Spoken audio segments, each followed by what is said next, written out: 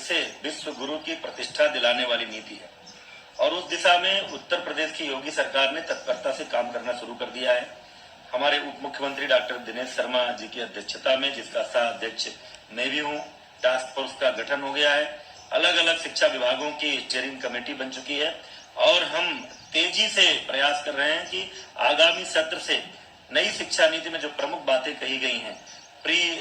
Primary की व्यवस्था, व्यवसायिक शिक्षा को बढ़ावा देने की बात, खेल की गतिविधियों की बढ़ावा देने की बात, इंटरडिसिप्लिनरी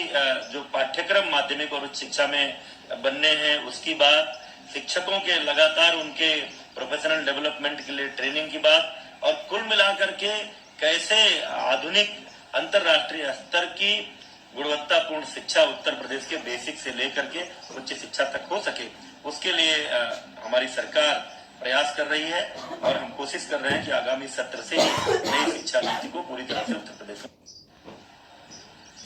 भारत सरकार की नई शिक्षा नीति भारत को एक बार फिर से विश्व गुरु की प्रतिष्ठा दिलाने वाली नीति है और उस दिशा में उत्तर प्रदेश की योगी सरकार ने तत्परता से काम करना शुरू कर दिया है।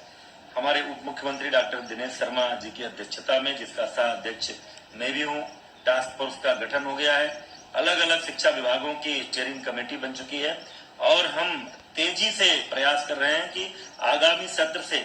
नई शिक्षा नीति में जो प्रमुख बातें कही गई हैं, प्री प्राइमरी की व्यवस्था,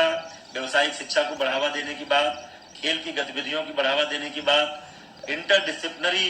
जो पाठ्यक्रम माध्यमिक और उच्च शिक्षा में बनने हैं उसकी बात, शिक्षकों के लगातार उनके प्रोफेशनल डेवलपमेंट के लिए ट्रेनिंग की बात, और कुल मिलाकर के कैसे आधुनिक अंतर्राष्ट्रीय स्तर की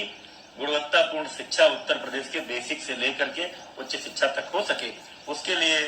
हमारी सरकार प्रयास कर रही है और हम कोशिश कर रहे हैं